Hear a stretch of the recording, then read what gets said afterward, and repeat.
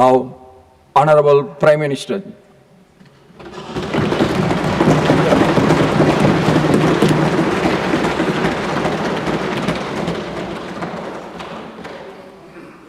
आदरणीय सभापति जी, एक ऐसा अवसर है जो हमें इस सदन में हर 2 वर्ष के बाद कुछ भावुक पलों में डुबो देता है। इस विशेष अवसर पर आपने मुझे अपनी भावनाएं प्रकट करने के लिए जो अवसर दिया, इसके लिए मैं आपका बहुत बहुत आभारी हूं। आदरणीय सभापति जी, सदन के अंदर अनेक विषयों पर चर्चाएं होती हैं। हर किसी का बहुत ही महत्वपूर्ण योगदान होता है। कुछ खट्टे मीठे अनुभव भी रहते हैं, लेकिन आज जब ऐसा अवसर आता है तो स्वाभाविक रूप से दलगत भावना से ऊपर उठ करके हम सबके भीतर एक समान भाव प्रकट होता है। यार, ये हमारे साथी अब किसी और विशेष काम के लिए आगे बढ़ रहे हैं। यहां से जो साथी विदाई ले रहे हैं, कुछ फिर से आने के लिए विदाई ले रहे हैं और कुछ विदाई के बाद यहाँ का अनुभव लेकर के समाज जीवन में कुछ न कुछ विशेष योगदान के लिए जा रहे हैं। जो जा रहे हैं लेकिन आने वाले नहीं हैं, उनको भी मैं कहना चाहूंगा कि राजनीति में कोई फुल स्टॉप नहीं होता है। भविष्य आपका भी इंतजार कर रहा है और आपका अनुभव, आपका योगदान राष्ट्र जीवन में हमेशा हमेशा बना रहेगा। आदरणीय सभापति जी, इस सदन में जो भी सदस्य माननीय हमारे विदाई ले रहे हैं, कुछ सदस्य ऐसे हैं जिनको शायद उस समय जाने का समय कार्यकाल आएगा जब सदन नहीं चलता होगा। कुछ हैं जिनको ऑलरेडी सदन के दरमियान ही विदाई मिल रही है। लेकिन ये जाने वाले सभी माननीय सांसदों का बहुत ही उत्तम योगदान है, इसलिए लेकिन मैं जरूर कहूंगा, आदरणीय देवगौड़ा जी, आदरणीय खड़गे जी, आदरणीय शरद पवार जी, ये ऐसे वरिष्ठ लोग हैं जिनके जीवन का आधे से अधिक उम्र संसदीय कार्य प्रणाली में गई है और इतने लंबे अनुभव के बाद भी सभी नए सांसदों ने सीखना चाहिए वैसे समर्पित भाव से सदन में आना, जो भी हमसे उनसे बन सकता है उतना योगदान करना, यानी समाज में से जो जिम्मेवारी मिली है उसके प्रति पूरी तरह समर्पित रहना, ये इन सब वरिष्ठ लोगों से हम जैसे सबको सीखने जैसा है और मैं उनके योगदान की भूरी भूरी सराहना करूंगा, क्योंकि इतना लंबा कार्यकाल छोटा नहीं होता है, बहुत महत्वपूर्ण है। उसी प्रकार से हमारे उपसभापति जी हरिवंश जी विदाई ले रहे हैं। हरिवंश जी को लंबे समय तक इस सदन में अपनी जिम्मेवारी निभाने का अवसर मिला है। बहुत ही मृदुभाषी, सदन को चलाने में सबका विश्वास जीतने का निरंतर जिन्होंने प्रयास किया, और मैंने देखा है कि संकट के समय ज्यादातर उपसभापति के ही जिम्मे आ जाता है कि भाई आप संभाल लेना जरा, तो उनको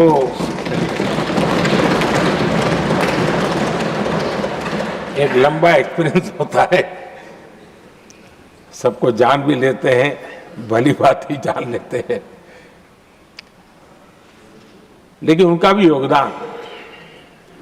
और जब भी, और मैंने देखा कि जब सदन का समय नहीं होता है तो देश के कोने में कहीं न कहीं वो यूथ के साथ मिलना जुलना, देश की परिस्थितियों के संबंध में उनको अवगत कराना, उनमें एक देश के प्रति संवेदनाएं पैदा करने का वो निरंतर काम।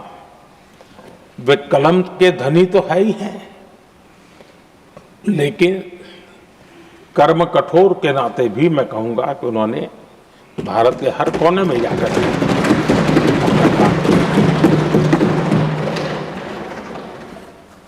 आदरणीय सभापति जी, कभी कभी किसी समय हम सुनते थे कि सदन में बहुत ही हास्य विनोद व्यंग्य का अवसर मिलता रहता है।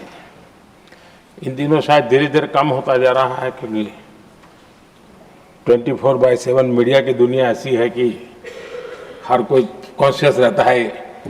लेकिन हमारे आठवले जी हैं जी, सदाबहार है।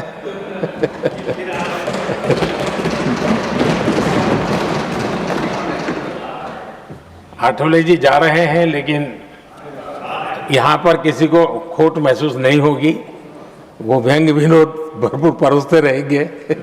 जब ये पूरा भरोसा है। आदरणीय सभापति जी, सदन में से हर 2 साल के अंतराल के बाद एक बड़ा समूह हमारे बीच से जाता है, लेकिन ये ऐसी व्यवस्था है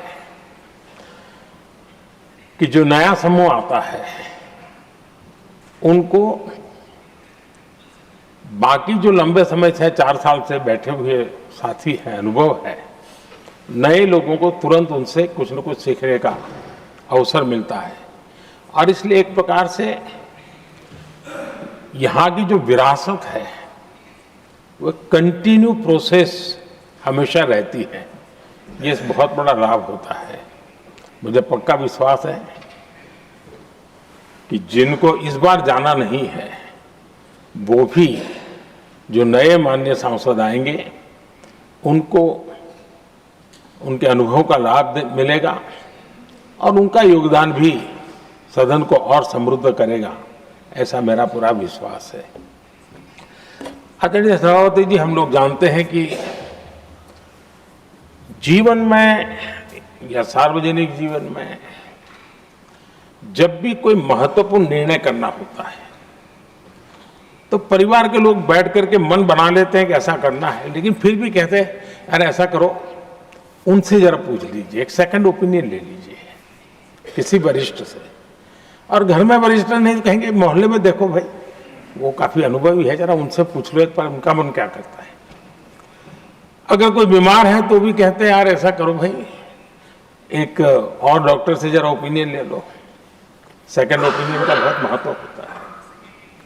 मैं समझता हूँ हमारी संसदीय प्रणाली में इस सेकंड ओपिनियन की बहुत बड़ी ताकत रही है। एक सदन में कुछ निर्णय होता है, दूसरे सदन में फिर आता है सेकंड ओपिनियन के लिए।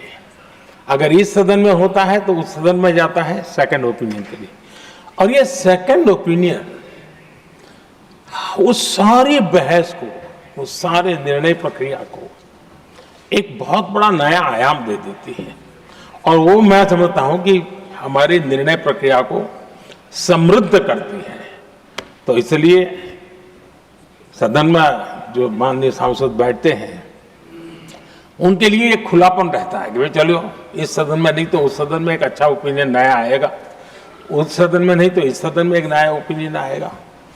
तो ये सेकंड ओपिनियन ये हमारे लोकतंत्र में एक बहुत बड़ा कंट्रीब्यूशन है, जो जिस विरासत को हमें संभालना, हमारे जो माननीय सांसद विदाई ले रहे हैं उनका तो योगदान रहा ही है और इसके लिए भी मैं उनका साधुवाद करता हूं। आदरणीय सभापति जी,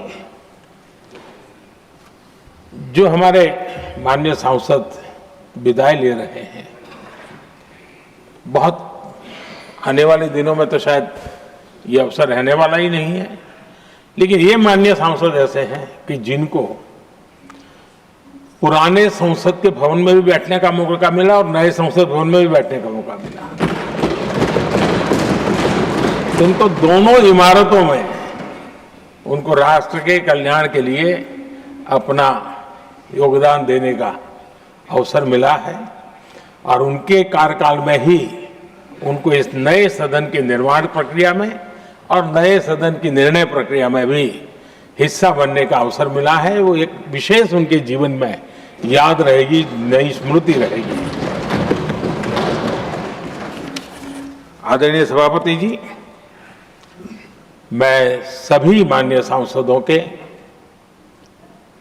और मैं मानता हूं कि ये सदन अपने आप में एक बहुत बड़ी ओपन यूनिवर्सिटी है। राष्ट्र जीवन की कई बारीकियों से परिचित होने का अवसर सदन में प्राप्त होता है। एक प्रकार से हमारी यहां शिक्षा भी होती है, हमारी दीक्षा भी होती है।